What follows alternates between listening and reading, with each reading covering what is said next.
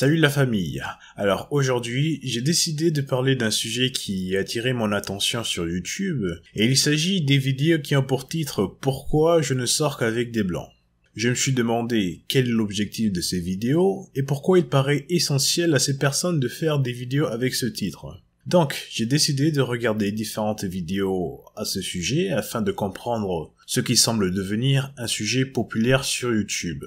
Pendant mon analyse de ces vidéos, j'ai trouvé différents éléments qui étaient questionnables et m'ont poussé à réagir avec cette vidéo. Ici, dans ma vidéo, nous allons procéder de la façon suivante. Dans un premier temps, je vais expliquer pourquoi ces vidéos sont problématiques.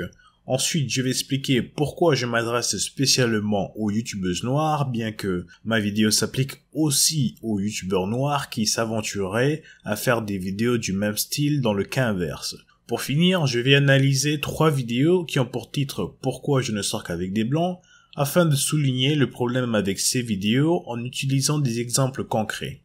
Donc, sans plus tarder, nous pouvons commencer. Quand j'ai vu des vidéos avec ce fameux titre, ça a provoqué de la curiosité en moi. Donc, j'ai décidé de regarder différentes vidéos avec ce titre ou un titre similaire, et j'ai trouvé certaines d'entre elles intéressantes même si elles ne parlaient pas forcément d'expérience personnelle.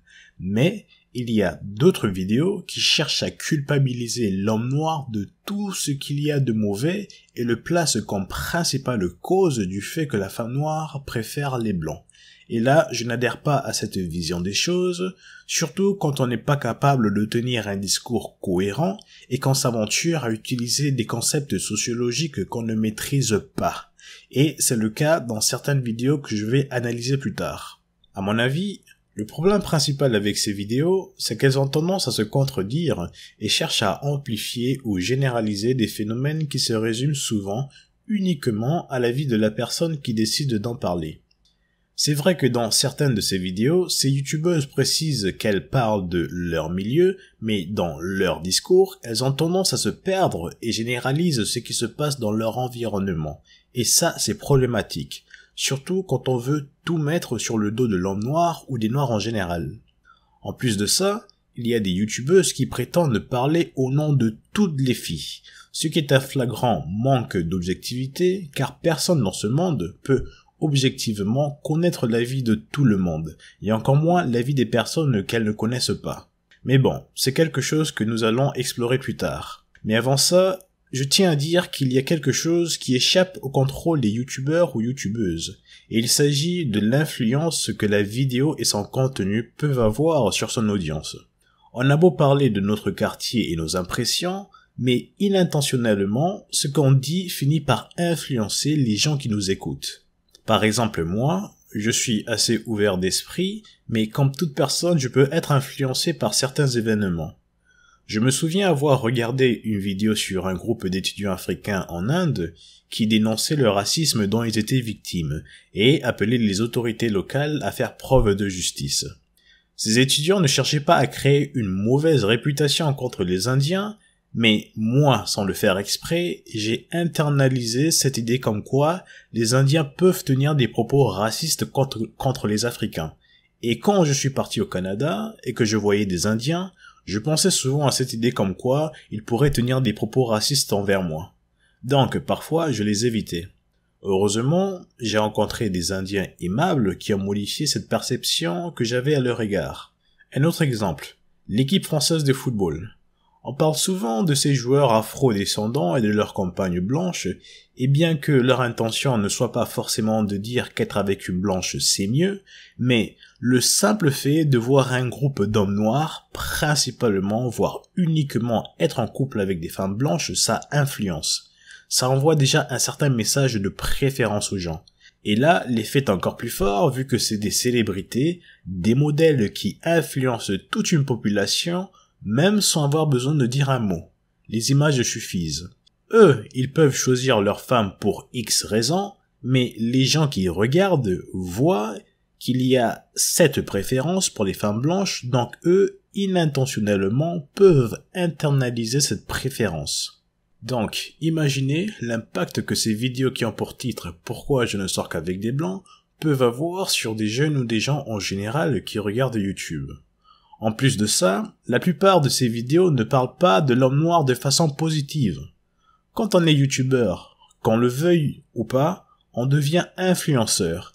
Et dans ces vidéos, l'homme noir apparaît être la source de tous les problèmes.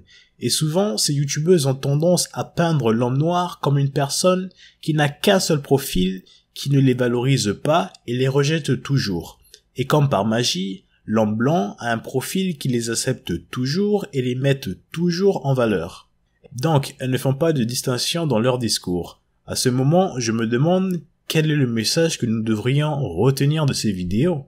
Vu que dans ces vidéos, l'homme blanc est toujours réceptif à la femme noire, je me demande pourquoi parlons-nous de racisme? Elles diront sûrement que oui, ce n'est pas tous les blancs qui sont racistes, ce qui est vrai, mais de la même façon, j'ai envie de dire que ce n'est pas tous les noirs qui vont vous rejeter. Pourtant, dans votre discours, vous ne faites pas souvent cette distinction. En fin de compte, on peut se demander si leur discours ce n'est pas du mauvais sens. Attention, ce que je dis ici est valable dans les deux sens, que ce soit des hommes noirs qui dévalorisent la femme noire, ou des femmes noires qui dévalorisent l'homme noir, vos expériences qui servent à dévaloriser l'un ou l'autre sur YouTube, vous pouvez les garder pour vous. On n'a pas besoin d'être influencé par vos choix ou vos impressions. Merci. Après, moi, ce qui m'étonne ici est qu'aujourd'hui, certaines youtubeuses noires se permettent de dire qu'elles ne sortent uniquement qu'avec des blancs, alors qu'il n'y a pas très longtemps, et même encore aujourd'hui, le simple fait qu'un noir pose ses yeux sur un blanc par amour était suffisant pour être lynché. Et là, je pense notamment à l'histoire d'Emmett Till, qui a été tué au Mississippi en 1955 après avoir sifflé une fille blanche. Je vous épargne les détails de cette affaire tellement sa mort a été violente, mais c'est un cas qui s'est produit il y a une 60aine d'années. Certains diront que c'est du passé, que les choses sont différentes aujourd'hui, ce qui n'est pas totalement faux, mais aujourd'hui on continue à parler de racisme, car il existe toujours. Mais est-ce que le fait qu'aujourd'hui on subisse moins d'agressions racistes veut dire qu'il faut tourner la page et éviter d'en parler ? Non. Pourquoi ? Parce qu'il y a toujours une nécessité de se battre pour les égalités sociales. Le racisme existe toujours, et tous les afrodescendants doivent être conscients de cela. Donc, ça me paraît être insultant vis-à-vis du combat pour l'égalité que la communauté africaine mène jusqu'aujourd'hui que certains noirs puissent s'afficher fièrement sur YouTube et dire qu'elles ne sortent qu'avec des blancs. Franchement, je ne sais pas si les gens réfléchissent 2 fois avant de faire des vidéos comme ça. Franchement, là, c'est lamentable. Des noirs se sont battus et se battent toujours pour nos droits, pour l'égalité et la justice. Ils ont été humiliés, tués, pour qu'en fin de compte, d'autres noirs profitent de ce combat et viennent dire « je ne sors qu'avec des blancs ». Ça, c'est un terrible manque de considération. Quand vous serez victime de racisme, il ne faudra pas appeler la LDNA ou encore compter sur les noirs. Il faudra rester avec ceux que vous aimez seulement, comme ça vous comprendrez l'importance de vos mots. À la limite, j'ai envie de dire que si vous ne faites pas la promotion des couples noirs, taisez-vous simplement. Pendant des siècles, on a détruit l'image des noirs, donc franchement, vos vidéos où vous cherchez à produire une image négative de l'homme noir ou de la femme noire ne sont pas la bienvenue. Jusqu'aujourd'hui, on se bat pour une meilleure représentation des noirs à la télé ou autre, mais certains prennent du plaisir à saboter ce combat. Donc, mon message ici est, d'accord, vous pouvez aimer qui vous voulez, mais gardez cela pour vous. Pourquoi faire la promotion de quelque chose qui ne se résume qu'à vos préférences et placer cela comme quelque chose de meilleur par rapport à l'homme noir? Car en réalité, le titre « Pourquoi je ne sors qu'avec des blancs » est une façon de dire que sortir avec un blanc est meilleur que sortir avec un noir, d'après votre expérience. Et vous mettez ça sur YouTube, ce qui est une autre façon de diffuser cette idée. Vous avez beau dire que vous ne parlez que de votre expérience, mais le simple fait de mettre cette vidéo sur YouTube est une façon de chercher à généraliser votre expérience car vos vidéos influencent les gens et en même temps, vous cherchez à ce qu'on approuve votre message. À vrai dire, cette affaire n'est pas tellement surprenante vu qu'aujourd'hui beaucoup de youtubeuses cherchent à se faire de l'argent à tout prix et le plus important pour elles c'est de faire un maximum de vidéos sans pour autant produire un contenu de qualité ou diffuser des informations pertinentes. Donc en partie, le titre « Pourquoi je ne sors qu'avec des blancs » est un clickbait. Un clickbait est une technique de marketing qui a principalement comme objectif d'attirer l'attention des gens avec des titres provocateurs qui vous incitent à cliquer pour voir le contenu. Et là, vous générez des vues. Bingo. Maintenant, continuons avec la partie suivante. Pourquoi je fais spécialement référence aux youtubeuses noires dans mon titre ? Dans mon analyse du sujet qu'on explore aujourd'hui, j'ai vu que la plupart des personnes qui font des vidéos avec des titres de ce genre sont souvent et surtout des filles noires, et voilà pourquoi je m'adresse principalement à elles. Vu que je parle 4 langues, dont le français, l'anglais et l'espagnol, j'ai décidé de vérifier si dans d'autres communautés c'est aussi les youtubeuses noires qui font surtout des vidéos de ce genre. Et vous-même vous pouvez vérifier avec ces titres ou autres. Et en effet, j'ai trouvé que c'est surtout des filles noires qui font des vidéos du style « Pourquoi je ne sors qu'avec des blancs » dans ce cas. Il n'y a que dans la communauté hispanophone où je n'ai pas trouvé de vidéos à ce sujet sur YouTube. Mais le cas inverse avec des youtubeurs blancs, ce n'est pas pareil. Il y a peu de vidéos qui disent « Pourquoi je ne sors qu'avec des noirs » ou un titre similaire. À la limite, ça fait un peu pitié parce qu'il y a des pages de youtubeuses noires qui disent n'aimer que des blancs, et dans le cas inverse, il n'y a pas grand-chose. Et là, je me dis, on sait très bien qu'il y a aussi des hommes noirs qui semblent seulement aimer que les filles blanches, mais on ne les voit presque pas sur YouTube. Dans le même sens, je n'ai pas vu de vidéos de filles blanches qui disent n'aimer que des noirs, pourtant ça existe. Après, je dis pas qu'il y en a pas, moi j'en ai tout simplement pas vu. Là, je me pose des questions, hein. Pourquoi c'est surtout les filles noires qui font des vidéos de ce style, alors que les hommes blancs ne font pas beaucoup de vidéos qui disent « Pourquoi je ne sors qu'avec des noirs ?» En plus de ça, vu que ces filles noires disent n'aimer que des blancs, je me demande est-ce que ces hommes blancs n'aiment que des filles noires ? Si ce n'est pas le cas, je crois que ces filles noires se foutent de la honte à elles-mêmes. C'est comme si une fille noire dit à des mecs blancs qu'elle n'a que des yeux pour eux, alors que ces mecs blancs ne se fixent pas de limites, vu qu'ils aiment un peu de tout, les blanches, noires et autres, et à la limite, ces youtubeuses noires font pitié parce qu'elles honorent un groupe de personnes en particulier qui a déjà l'habitude d'être honoré, et en retour, il n'y a pas grand-chose. Elles ne sont qu'une option pour ces hommes. Je me demande si elles sont complexées. Est-ce que c'est la galère financière qui pousse certaines à faire des vidéos de toutes sortes, ou bien les filles noires sont plus expressifs sur YouTube? Si vous avez une réponse, n'hésitez pas à commenter, hein, moi je me pose la question. Pour moi, une simple option pour éviter de se ridiculiser comme ça, c'est simplement de ne pas faire des vidéos de ce style où tu honores un groupe de personnes pour qui tu n'es qu'une option. Mais bon, le besoin d'argent fait certaines choses qu'on ne peut pas toujours expliquer. Avant de commencer à analyser les 3 vidéos des youtubeuses, j'ai envie de faire un petit commentaire sur 2 autres vidéos que j'ai vues en explorant ce sujet. Voilà les 2 vidéos en question. Désolé si vous ne parlez pas anglais, mais je vais un peu traduire pour vous. Il y a la vidéo de Zero Entropy qui dit préférer les filles noires ou les relations mixtes en général parce qu'il y a moins de casse-tête. C'est drôle, mais il reconnaît que faire une vidéo où un homme blanc dit pourquoi il préfère les filles noires peut être perçu comme bizarre. J'ai envie de lui dire que s'il savait de quoi on parlait ici, il serait rassuré, parce que là... Ensuite, il dit que la raison principale pour laquelle il aime les filles noires, c'est parce qu'elles n'ont pas cette mentalité de victime que les filles blanches ont souvent. Il ajoute que peu importe ce que les filles blanches font, elles ont toujours une mentalité de victime, manque de confiance et autres. Et ça, c'est un caractère qui l'énerve. Après, il dit qu'il y a bien entendu des exceptions, mais la plupart des filles blanches qu'il a connues avaient ce problème. Voilà pourquoi il trouve que ce n'est pas incorrect de dire que les filles blanches en général ont ce problème. Après, il enchaîne avec d'autres commentaires, des statistiques qu'il a lues, et qu'apparemment, dans les couples noirs, c'est la femme noire qui domine.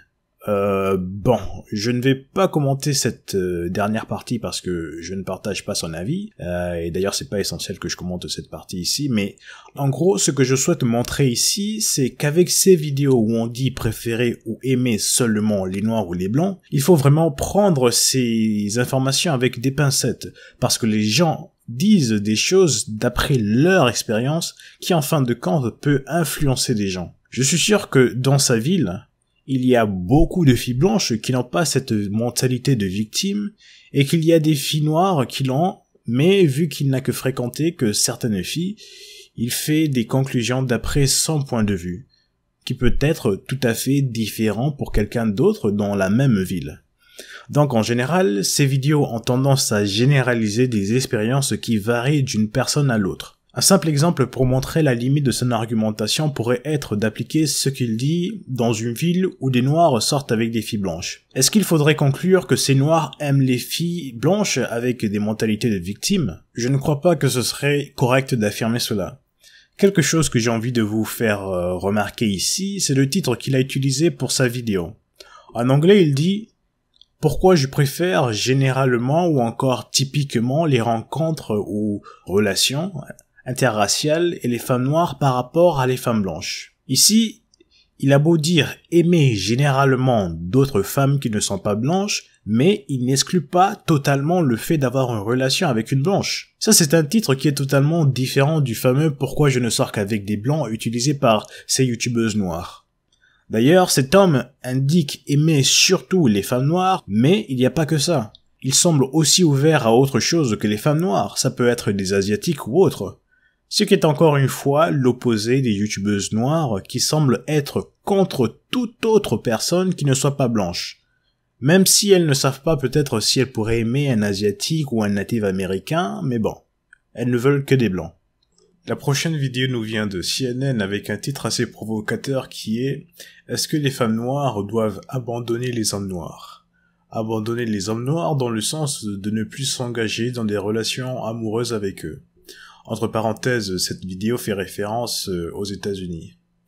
Dans cette vidéo, on parle notamment d'un livre qui encourage les femmes noires à ne plus supporter le soi-disant fardeau d'être avec un Afro-Américain et les invite à se mettre en couple avec des personnes d'autre origine.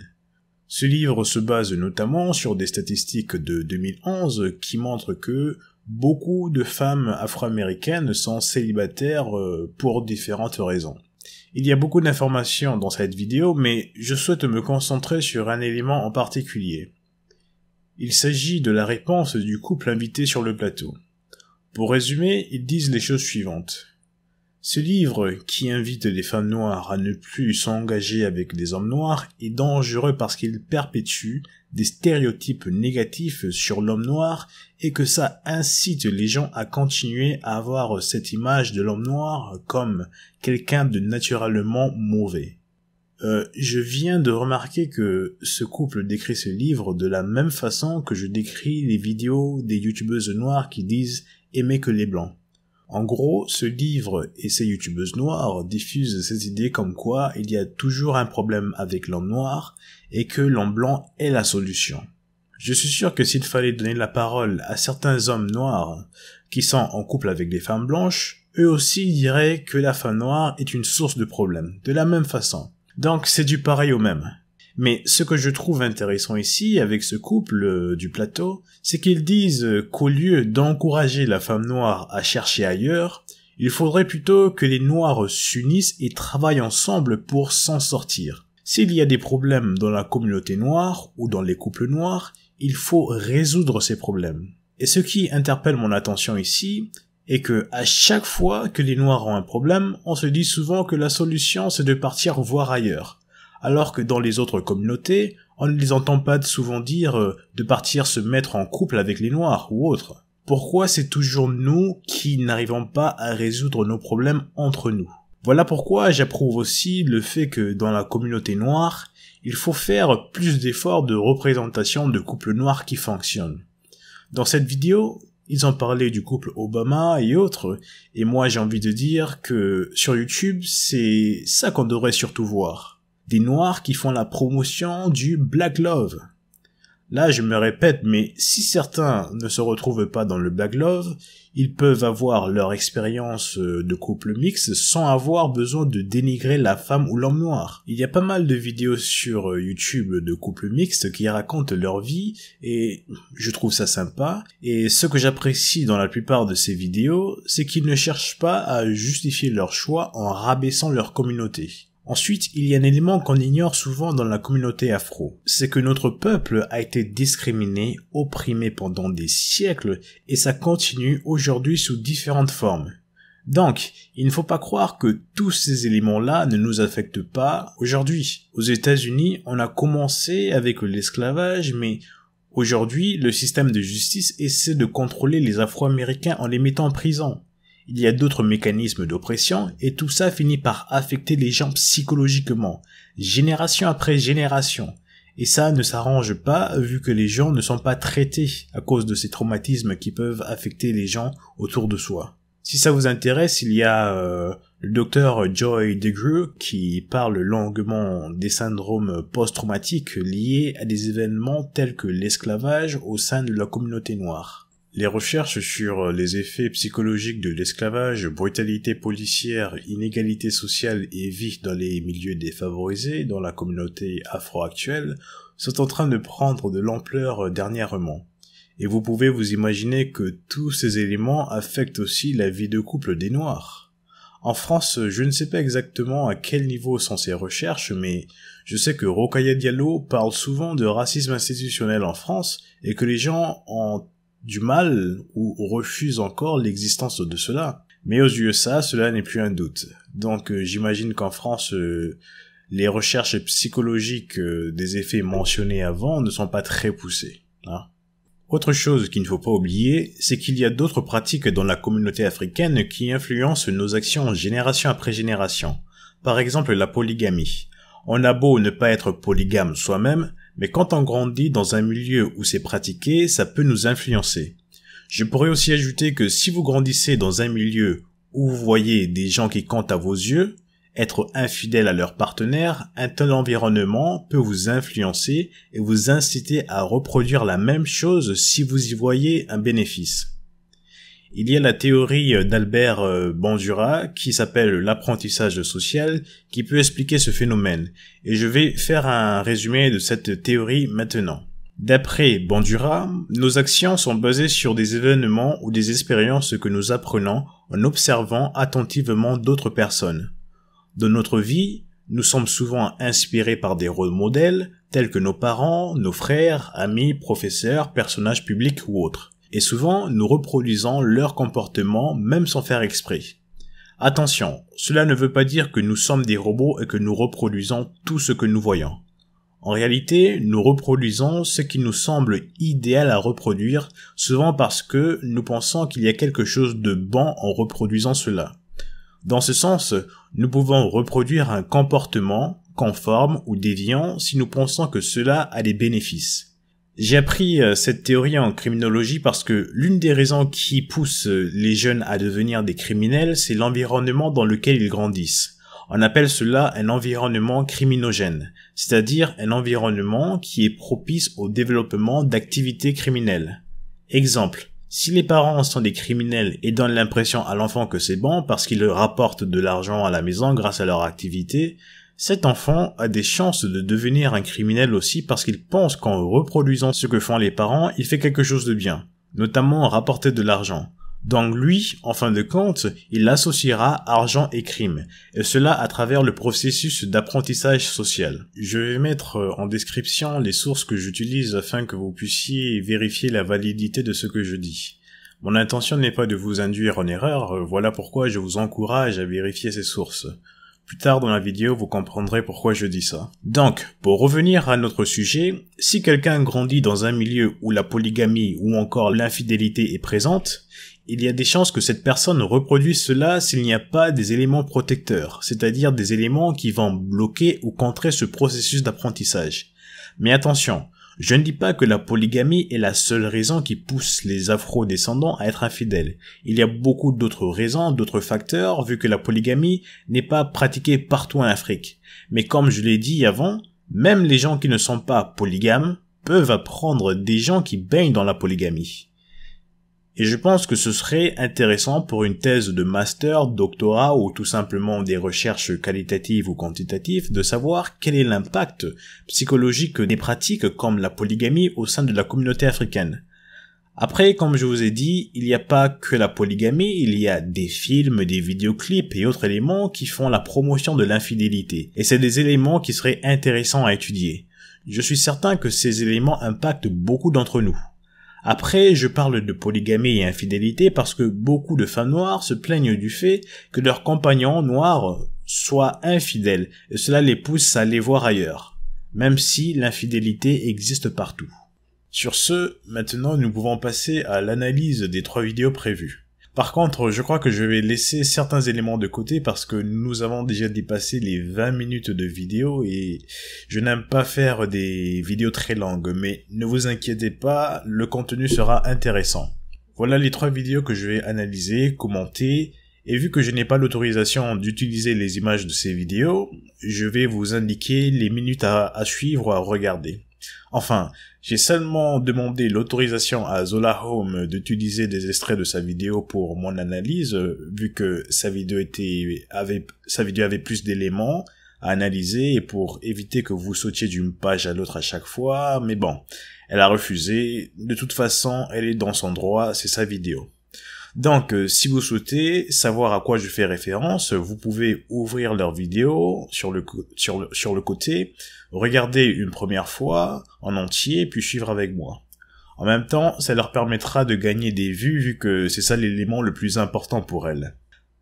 Quelque chose d'intéressant à dire ici est que certaines de ces vidéos sont en train de circuler dans des groupes de ce qui semble être l'extrême droite.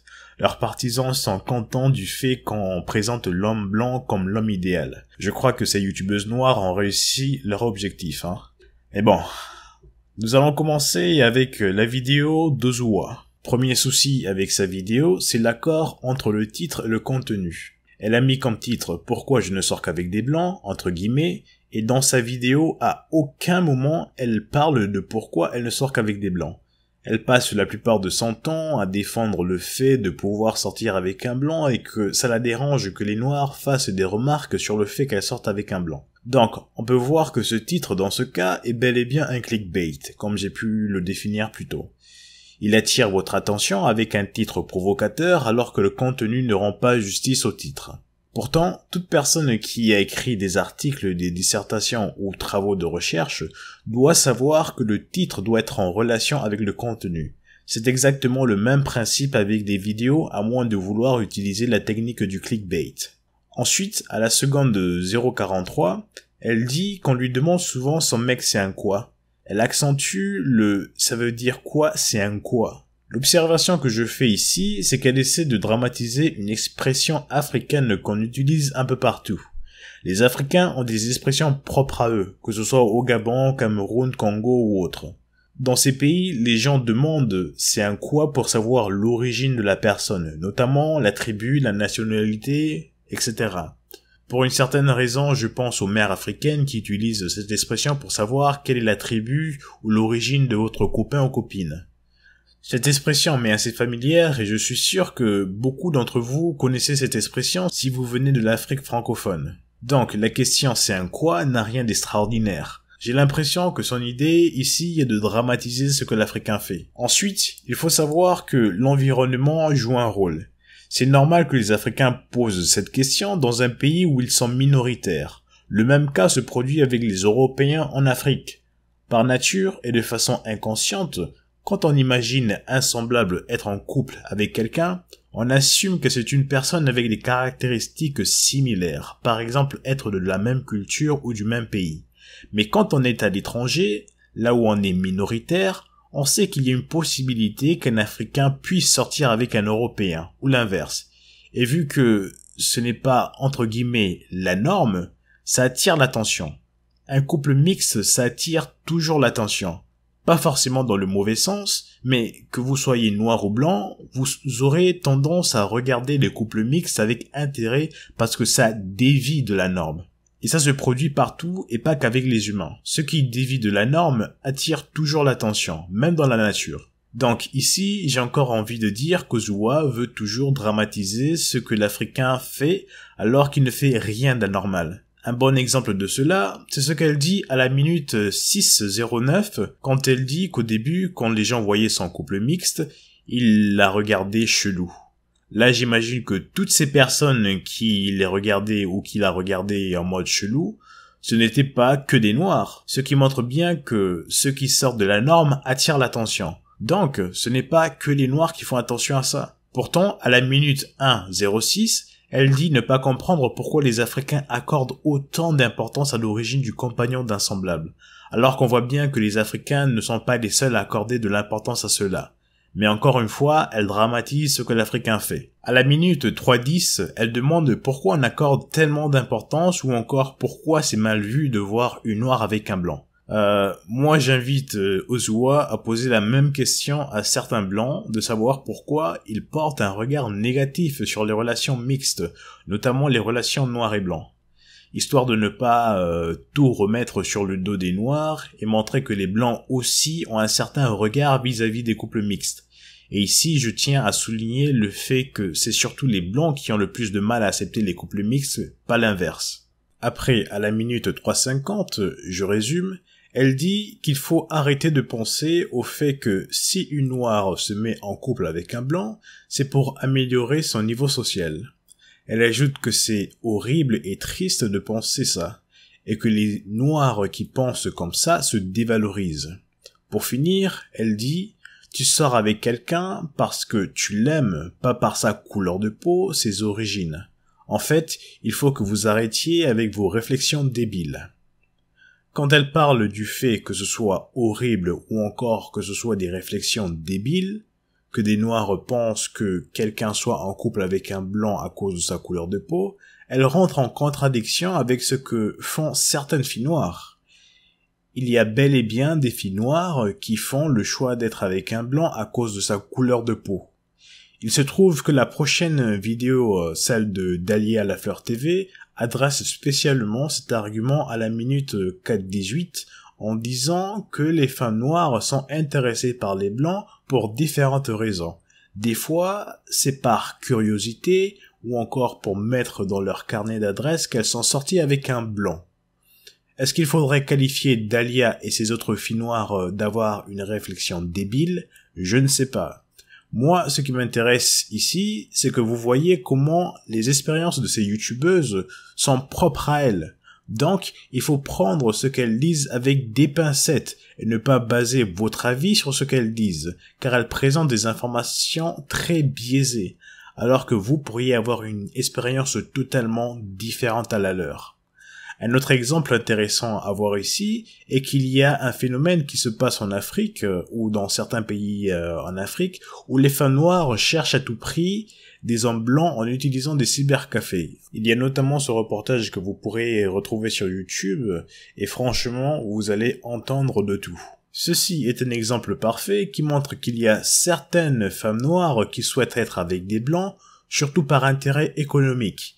Mais cela n'est pas hors du commun, car ces hommes européens cherchent aussi des femmes noires par intérêt. Dans ce cas, l'intérêt est sexuel ou autre. On pourrait aussi ajouter les femmes blanches qui aiment surtout l'argent de leur mari sportif, ou encore celles qui voyagent au Sénégal ou la Jamaïque pour le tourisme sexuel. Donc, il y a un peu de tout.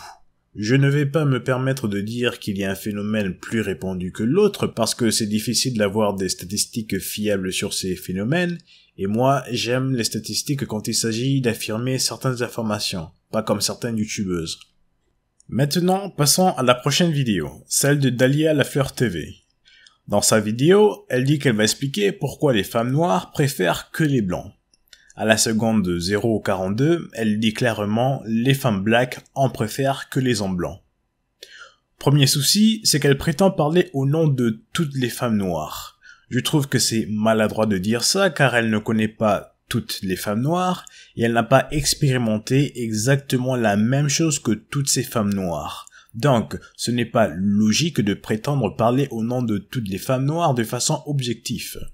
C'est comme si je vous disais que je vais parler au nom de tous les youtubeurs noirs, alors que je ne les connais pas tous, et que c'est sûr et certain, on a tous des expériences de vie différentes. Donc, ce que je dénonce dans cette vidéo, c'est qu'il y a beaucoup de généralisations. En plus de ça, vous verrez que certains arguments entrent en conflit avec les arguments d'Ozua, ce qui est tout à fait normal car on a tous des expériences différentes.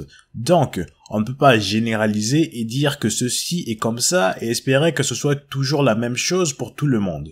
Ensuite, à la minute 12:54, Dahlia dit qu'elle est féministe et défendra toujours la cause de la femme. Donc, il faut savoir qu'elle ne sera pas neutre dans sa vidéo et que l'homme noir aura tendance à être le coupable et pour une certaine raison, l'homme blanc sera le sauveur. Après, il faut dire qu'elle contredit un peu son titre qui est « Je ne sors qu'avec les blancs ». L'idéal dans ce cas aurait été qu'elle parle tout simplement de son expérience personnelle et ne pas essayer de parler au nom de toutes les femmes noires.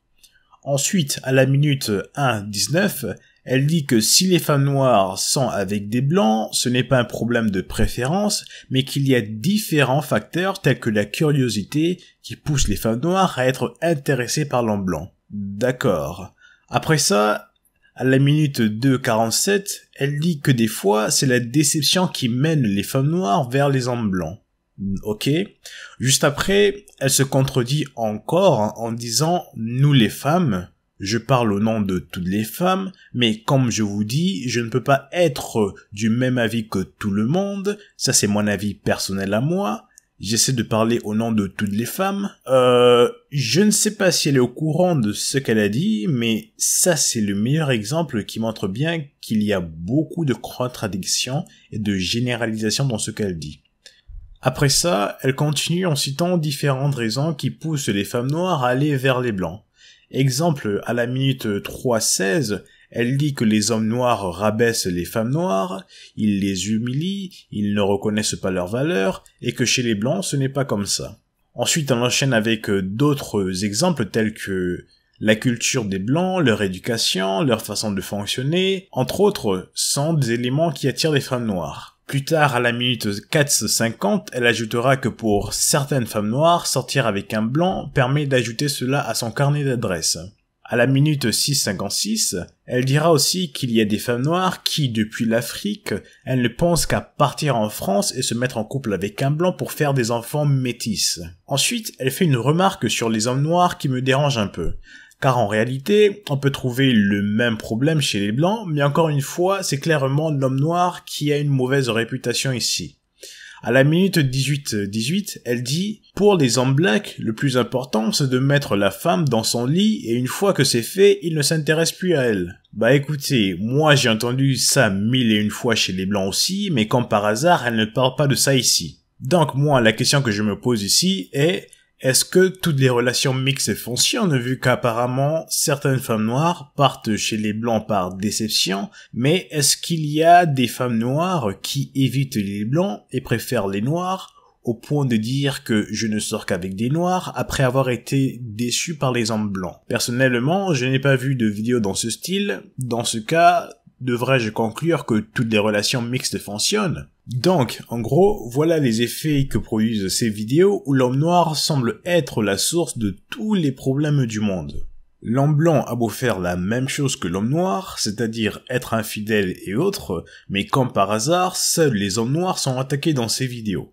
Après, il ne faut pas s'étonner qu'on dise que les femmes noires sont de mauvaise foi, parce que c'est l'effet que ces vidéos produisent. À cause d'un groupe de personnes, tout le monde finit par avoir une mauvaise réputation. Sur ce, maintenant passons à la dernière partie de cette vidéo. Maintenant, nous allons parler de la vidéo de Zola Home. L'analyse de cette vidéo sera plus profonde car cette youtubeuse a utilisé des concepts sociologiques tels que le patriarcat et le pouvoir qui ne sont pas toujours des concepts que les gens connaissent bien. Il faut aussi dire que cette vidéo se distingue des deux premières car elle ne parle pas d'expérience personnelle. Ici, cette youtubeuse fait plutôt une vidéo réaction au sujet des vidéos qui ont pour titre « Pourquoi je ne sors qu'avec des blancs ». En plus de ça, comme elle le dit à la minute 9:55, elle va aussi prendre une position qui n'engage qu'elle. elle va expliquer pourquoi la faute repose toujours principalement sur l'homme noir si la femme noire tourne la page et décide de faire sa vie avec une personne qui ne soit pas noire. Zola dit que cela est simplement, retenez bien, elle dit que cela est simplement lié au patriarcat et au pouvoir. Bon, avant que nous continuions, il est utile que je vous montre dans quel contexte j'analyse cette vidéo. Après avoir vu la vidéo de Zola pour la première fois, je lui ai fait savoir ce que je ne trouvais pas cohérent dans sa vidéo. Voilà notre échange. Faites une pause pour lire ses messages et retenir ce qu'elle a dit. Je ne vais pas simplement analyser ce qu'elle a dit dans sa vidéo, mais je vais aussi utiliser des concepts et théories sociologiques pour vous montrer les limites de son argumentation. En fin de compte, vous verrez que son argumentation n'est pas cohérente, ce qui me mène à croire qu'elle ne savait pas exactement de quoi elle parlait. Avant de faire cette démonstration, il y a cette dernière partie qui a retenu mon attention. D'après son commentaire, si je fais une vidéo réponse avec son nom, il y a des chances qu'en réalité je fasse ça que pour avoir des vues, et que le public s'en apercevra. Je ne sais pas exactement ce qu'elle veut dire par là, mais si je voulais faire que des vues, ce n'est pas à elle que j'allais répondre, il y a des youtubeurs beaucoup plus populaires qu'elle.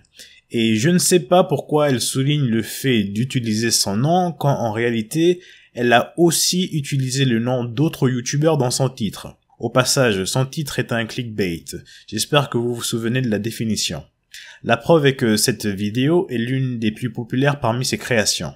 Donc, en gros, elle peut se permettre d'utiliser le nom d'autres youtubeurs, et quand quelqu'un d'autre utilise son nom pour répondre à sa vidéo, il semble y avoir un souci. En plus de ça, si je voulais faire que des vues, je n'aurais pas fait une vidéo aussi longue sur ce sujet, avec tous ces arguments, et autre chose à souligner ici est que, contrairement à elle, je ne demande pas à l'audience d'aimer ma vidéo avant d'avoir vu le contenu. Pour finir, elle me dit de faire attention à la diffamation. Pour répondre à ça, je vais dire que mon approche est plutôt académique que personnelle, c'est-à-dire que ce qui est plus important pour moi ici, c'est de souligner les arguments ou encore contredire ces arguments avec des preuves, comme cela se fait dans le domaine académique. Je ne suis pas issu d'un milieu où la diffamation est courante. Je n'attaque personne, mais sa vidéo a retenu mon attention car j'ai fait des études de criminologie avec une spécialité en sociologie et ce qu'elle nous dit dans sa vidéo n'est pas cohérent sociologiquement. Et je trouve dommage qu'on fasse croire des informations incorrectes à autant de gens. Donc voilà pourquoi je souhaite éclairer ces sujets afin que les gens ne soient plus victimes de désinformation dans ce contexte. En général, ce que je critique dans la vidéo de Zola, c'est que son utilisation du concept du patriarcat est loin d'être correcte. Elle parle du patriarcat comme si c'était un système de classe sociale où différents systèmes patriarcaux peuvent cohabiter dans une même société l'un sur l'autre, ce qui n'a aucun rapport avec le patriarcat développé par les féministes. La preuve est que ces féministes ne parlent pas de patriarcat de l'homme blanc et de l'homme noir dans une même société parce que l'homme noir lui-même est victime du système patriarcal établi par l'homme blanc. Elle a aussi grillé quelques étapes qui sont nécessaires à l'utilisation de concepts sociologiques, surtout quand on prétend expliquer comment sont appliqués ces concepts dans un phénomène sociétal. Je critique aussi le fait qu'elle infantilise la femme noire et qu'elle présente l'homme noir comme la source principale des problèmes qu'elle a décrits dans sa vidéo, quand en réalité l'homme noir n'est pas responsable ou partage qu'une part de responsabilité de ces problèmes. Je vais développer ces critiques dans un instant, mais d'abord qu'il est important de lister ses arguments. Alors, Zola insiste sur le fait qu'elle a clairement contextualisé son argument. Donc le contexte qu'elle semble décrire, c'est la France dans un endroit où il y a majoritairement des blancs. D'accord. Ensuite, à la minute 10:54, elle parle d'une société où l'homme noir est le patron. Personnellement, je ne savais pas qu'en France, l'homme noir pouvait être placé ou reconnu comme le patron là où les blancs sont majoritaires. Mais bon, retenez cela, ça fait partie du contexte qu'elle décrit. À la minute 11:09, elle parle d'une société où le noir est assis sur son patriarcat. À la minute 22:38, elle dit que la femme noire est rejetée par le patriarcat de l'homme noir. Écoutez bien. À la minute 22:50, elle dit que le patriarcat de l'homme blanc est supérieur au patriarcat de l'homme noir dans la société qu'elle décrit. Donc, si je comprends bien, ça veut dire que deux systèmes patriarcaux cohabitent dans la même société française d'après cette youtubeuse. En plus de ça, l'homme noir est aussi le patron alors que le patriarcat de l'homme blanc est supérieur ou plus fort dans cette société. Je ne vous cache pas que tout ça n'est pas très clair sociologiquement parlant. À la minute 23:15, bizarrement, cette youtubeuse veut nous faire comprendre que l'homme noir peut être intéressé par la femme noire si elle est approuvée par l'homme blanc. Je trouve cela bizarre car, il y a un instant, le soi-disant patriarcat de l'homme noir rejetait la femme noire et maintenant il semble que le simple fait qu'elle ait été approuvée par l'homme blanc la rende subitement désirable ou autre. Ensuite, cette youtubeuse parle de différents exemples où la femme noire pourrait être supérieure à l'homme noir si elle se mettait en couple avec un blanc. Elle prend aussi comme exemple le fait qu'une femme blanche soit supérieure à l'homme blanc après avoir réussi à percer le plafond. Permettez-moi de dire cela, je suis désolé, mais tout ceci n'a rien à voir avec le patriarcat. Son explication a plutôt l'air d'une stratification des classes sociales où, en effet, certaines femmes peuvent avoir une meilleure position sociale par rapport à l'homme. Mais quand il s'agit de système patriarcal, c'est l'homme qui détient le pouvoir. C'est lui qui organise la société, et ici, en particulier, il s'agit de l'homme blanc. Il n'y a pas de place pour un système patriarcal établi par l'homme noir, tout simplement parce qu'il rentrerait en conflit avec celui de l'homme blanc. Dans une même société, c'est incorrect de dire qu'il y a le patriarcat de l'homme blanc en haut et le patriarcat de l'homme noir en bas. Si cela avait du sens, cette youtubeuse devrait aussi parler de système matriarcal de la femme blanche qui serait au-dessus du système patriarcal établi par l'homme noir. Mais dire cela serait incorrect car dans une société, il n'y a pas de place pour la cohabitation de différents systèmes patriarcal ou matriarcal. C'est l'un ou l'autre, surtout quand on sait que l'homme noir est aussi victime du système patriarcal établi par l'homme blanc. Mais comme d'habitude, on veut tout remettre sur le dos de l'homme noir, mais encore pour faire ça, il faut savoir de quoi on parle. Maintenant, on va faire un saut en avant. Regardez bien sa réaction à la minute 50-12. Quand Ibrahima, dans la session commentaire de son live, lui dit qu'il n'est pas d'accord avec ce qu'elle dit. Elle devient un peu agressive, lui faisant savoir que dans sa ville ça se passe comme ça, que le « je ne suis pas d'accord » d'Ibrahima ne fonctionne pas là-bas, qu'elle ne parle pas du quartier d'Ibrahima, donc elle a raison. Entre nous, quelqu'un qui réagit comme ça et prétend avoir le monopole de la vérité sans donner une seule preuve ou encore des statistiques sur ses affirmations, il faut se méfier. Mais là au moins, on sait qu'elle parle de son quartier. Mais si on prend en considération tout ce qu'elle a dit avant, il s'agit d'un quartier majoritairement blanc, où on place l'homme noir comme le patron, et apparemment l'homme noir a établi un système patriarcal dans sa ville qui rejette les femmes noires, et bizarrement, il suffit que ces femmes noires passent entre les mains de l'homme blanc pour qu'elles deviennent parfois subitement attirantes pour l'homme noir. Franchement, on aura tout entendu sur YouTube, hein. Maintenant, revenons à ce que j'ai dit avant, au sujet du fait qu'elle ait grillé quelques étapes dans son explication. En sociologie et dans d'autres sciences, il y a une démarche à suivre quand on veut expliquer un concept et son application dans un phénomène sociétal. La première étape est de définir les concepts, et cela est nécessaire pour montrer à l'audience si oui ou non vous avez compris le concept que vous avez l'intention d'utiliser. Cela permet aussi à d'autres personnes, d'autres experts, de vérifier votre argument. Un parfait exemple pour illustrer cela est que, en sociologie, il y a des conférences où certains remettent en cause des théories et d'autres appliquent des théories dans des phénomènes sociétals, mais chaque fois, il est nécessaire d'expliquer la théorie afin de montrer que vous la comprenez. Logiquement, si vous ne comprenez pas la théorie, votre critique ou explication ne tiendra pas la route car vous n'avez pas compris la base. Et c'est encore pire si d'autres personnes qui vous écoutent connaissent mieux la théorie. Là, vous allez tomber de haut. Et autre chose que je dois ajouter avant de passer aux définitions, c'est que un phénomène sociétal est souvent lié à différentes causes, et elles ne sont pas toujours simples. Contrairement à ce que Zola nous dit à la minute 9:55, en disant que c'est simplement à cause du patriarcat et du pouvoir, si la faute repose toujours principalement sur l'homme noir, si la femme noire tourne la page et décide de faire sa vie avec une autre personne qui ne soit pas noire. Dans un instant, je vais vous montrer les limites de son argument au sujet du soi-disant patriarcat de l'homme noir dans sa ville ou en France, mais il y a aussi le facteur environnement qui joue un rôle très important ici. Si vous grandissez dans un milieu où il y a majoritairement des blancs, il y a de fortes chances que vous vous adaptiez à ce milieu et développiez des intérêts en relation avec ce milieu. On pourrait aussi utiliser la théorie de l'apprentissage social ici. Donc, si une femme noire a des amies blanches qui sortent qu'avec des blancs, il y a des chances que cette femme noire reproduise la même chose. Cela se passe aussi pour les Européens ou encore les gens du Moyen-Orient qui grandissent en Afrique. Et cela n'est pas lié au patriarcat de l'homme noir comme certaines veulent nous le faire croire. Maintenant, passons aux définitions. Et je vais ajouter les sources pour que vous puissiez vérifier la véracité de ce que je dis. Il y aura des sources en anglais, mais vous pouvez les traduire. Commençons avec le patriarcat. Ça veut dire quoi, le patriarcat?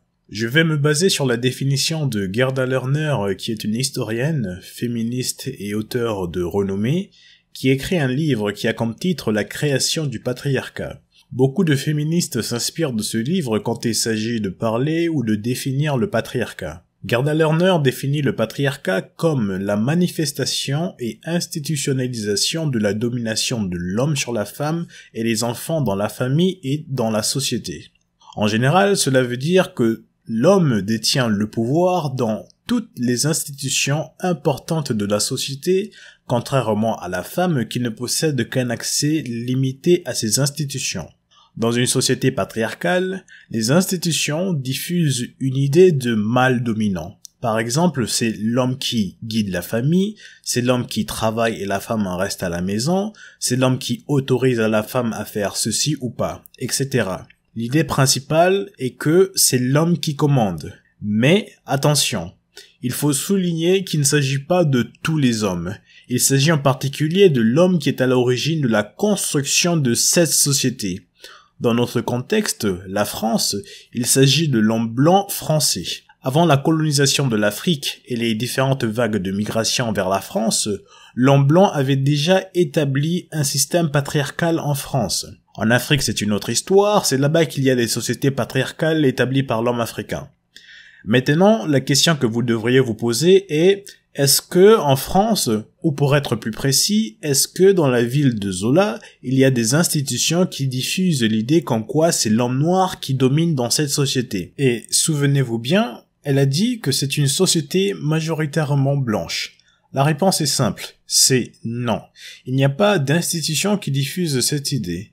Pourquoi? Parce qu'une institution qui ferait la promotion de l'homme noir comme la personne qui domine dans cette société rentrerait en conflit avec le groupe dominant, entre parenthèses les blancs, et leur institution qui diffuse déjà un autre message de domination. Et pour maintenir la stabilité de sa société, le groupe dominant cherchera à combattre les autres institutions et leurs messages. Vous allez mieux comprendre ce sujet dans un instant quand je vais parler de pouvoir et de fonctionnalisme. Mais d'abord, il faut éclairer ce que Zola a dit. Elle nous dit que dans une même société, le patriarcat de l'homme blanc serait plus fort que le patriarcat de l'homme noir.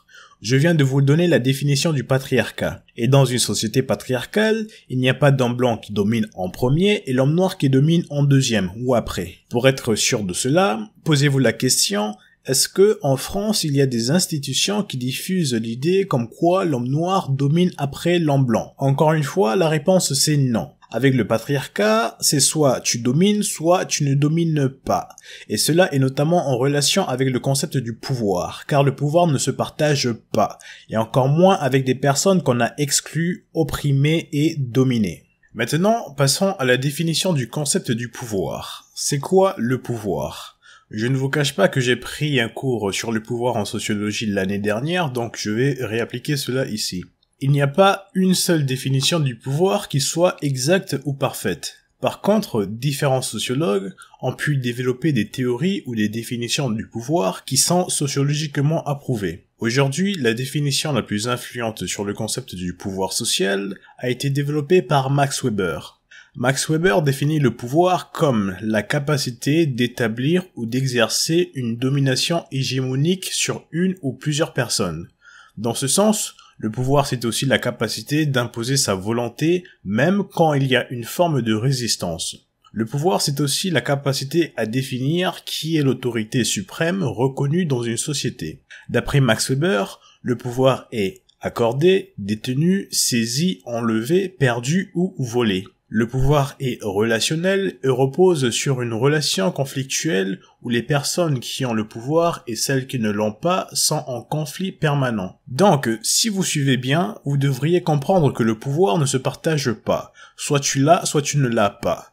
Quand tu l'as, tu cherches à le garder pour toi et quand tu ne l'as pas, tu cherches à l'obtenir. C'est à cela que fait référence Max Weber quand il parle de conflit permanent. Donc, quand Zola nous dit à la minute 10:54 que dans cette société on met l'homme noir comme le patron, à quoi fait-elle référence? Un patron c'est une personne qui commande, c'est une personne qui a du pouvoir. Mais en France, l'homme noir est loin d'avoir ses capacités. Mais bon, comme on veut tout remettre sur le dos de l'homme noir, voilà où on en est. Maintenant, continuons avec l'élément qui devrait vous faire comprendre une bonne fois pour toutes que dans une société, que ce soit en France ou aux États-Unis ou autre, le système patriarcal créé par l'homme blanc ne laisse pas de place pour la création d'un système patriarcal de l'homme noir. Cela veut dire que ces deux systèmes ne peuvent pas cohabiter l'un sur l'autre et encore moins partager le pouvoir. Maintenant, nous allons parler du fonctionnalisme. Zola n'a pas parlé de ce concept, possiblement parce qu'elle ne le connaît pas, mais c'est justement ce concept qui permet de comprendre mon argumentation. Ça veut dire quoi, le fonctionnalisme? Le fonctionnalisme est l'un des concepts de base de la sociologie, et il permet d'analyser des phénomènes sociaux en se focalisant sur la nature et le fonctionnement des éléments de base qui assurent la stabilité d'une société. Le fonctionnalisme est aussi utilisé dans différents domaines tels que la psychologie, l'anthropologie, la politique et plus.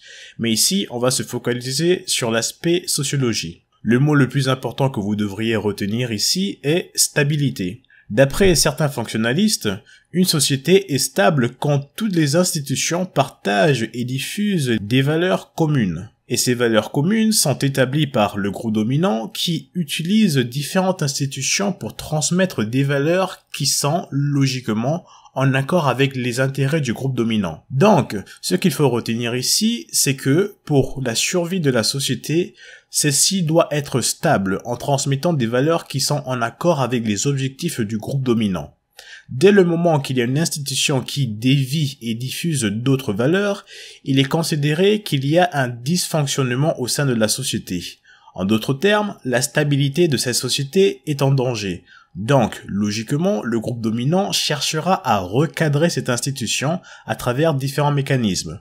Donc, pour revenir à notre sujet du jour, il ne peut pas y avoir de système patriarcal de l'homme noir en France ou dans la ville de Zola, car il représente une menace pour la stabilité de la société de l'homme blanc, qui lui a déjà mis en place son système patriarcal avec des institutions qui veillent à sa stabilité. Et cela ne se limite pas qu'au patriarcat. Un autre exemple pourrait être le débat autour du voile, de la burqa ou autres tenues vestimentaires considérées problématiques. Et on voit que certaines autorités françaises refusent ces tenues car ils voient cela comme une attaque à leur culture, à leur société, et ils pensent que cela conduit à une islamisation de la France. Donc, ils cherchent à interdire ce qui semble être contre leurs valeurs afin de maintenir la stabilité de leur société qui est en relation avec leur culture. Dernier exemple, la France continue à imposer le franc CFA en Afrique et maintenir au pouvoir certains chefs d'État africains car cela permet à la France de continuer d'exploiter l'Afrique et s'enrichir.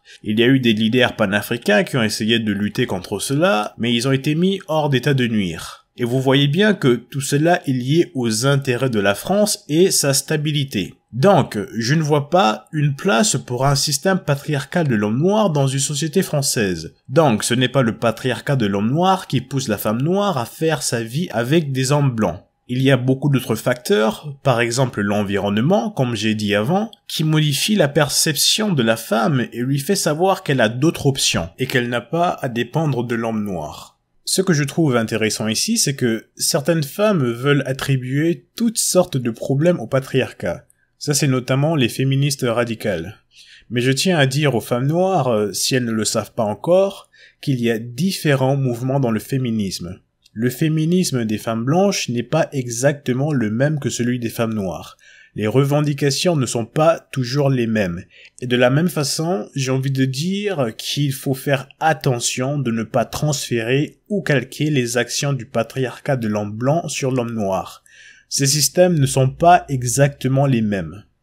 J'avais l'intention de vous parler de la vidéo de cette youtubeuse qui parle d'un cas où une professeure de sociologie faisait savoir à sa sœur que la différence salariale entre femmes et hommes était liée au patriarcat.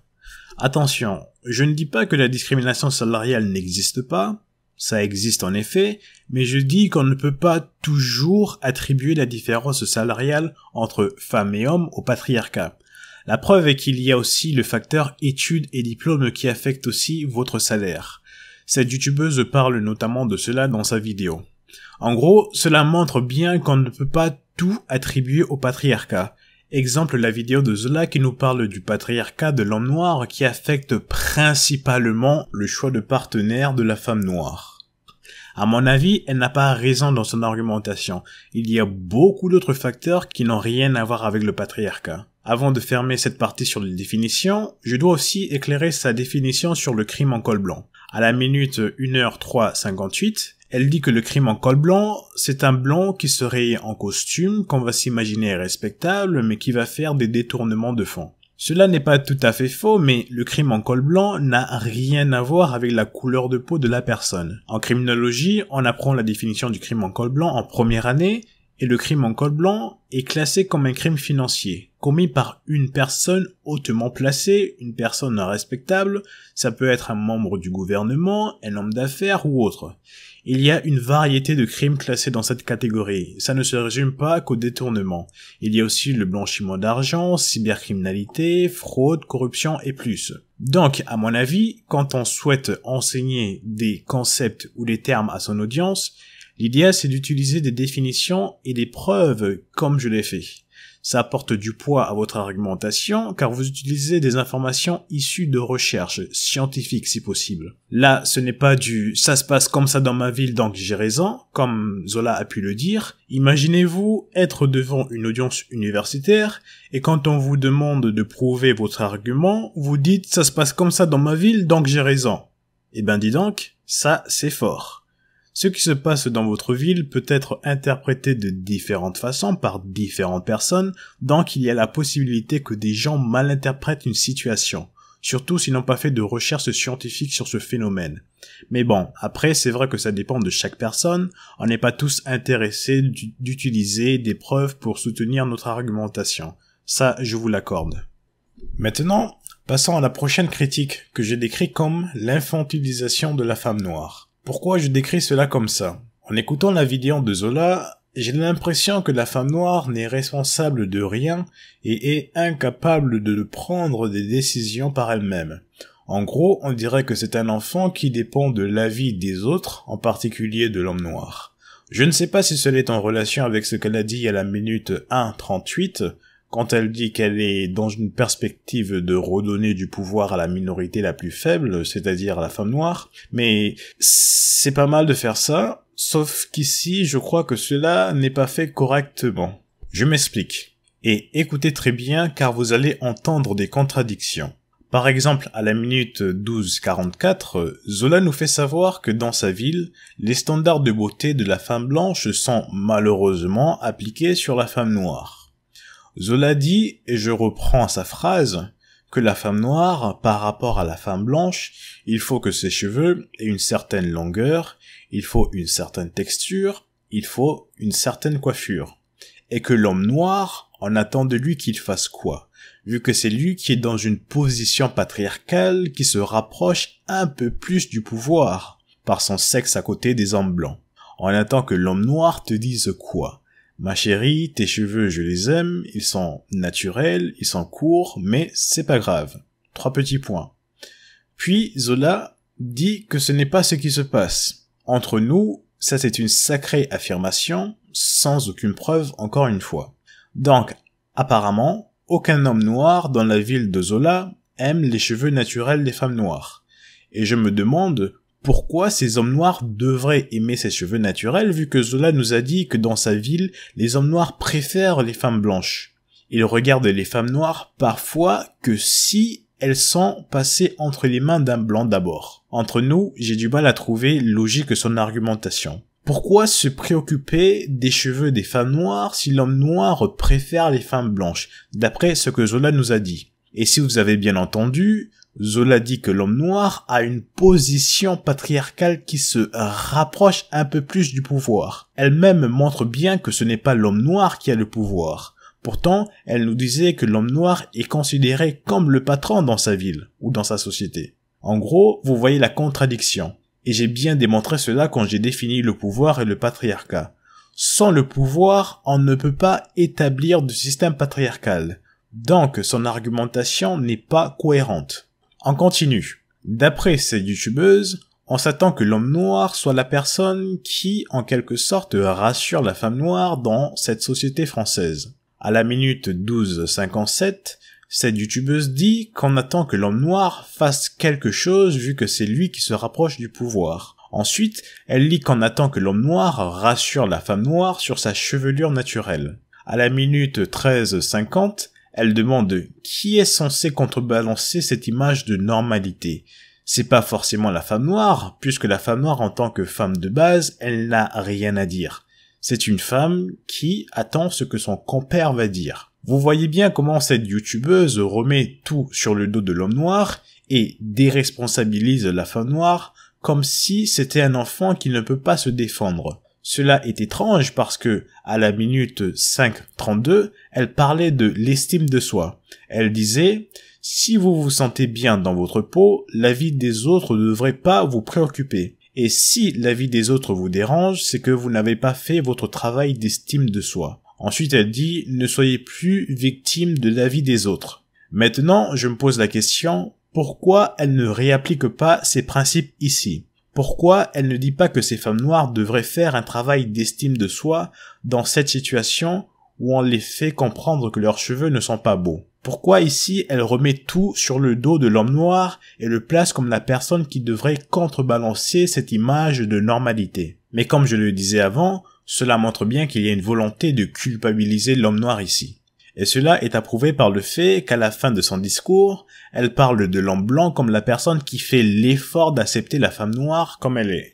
Alors qu'avant, elle parlait de l'homme noir comme une personne qui n'a qu'un profil, qui n'aime pas du tout les cheveux naturels de la femme noire. À part les standards de beauté en France et encore aujourd'hui, ça change, mais ce qui est totalement ignoré ici est qu'il y a des femmes noires, coquettes et d'autres, qui aiment la mode et veulent essayer différents types de coiffures. Ce qui est normal car souvent les femmes veulent se sentir belles et elles-mêmes choisissent ce qu'elles veulent, indépendamment de ce que l'homme pense.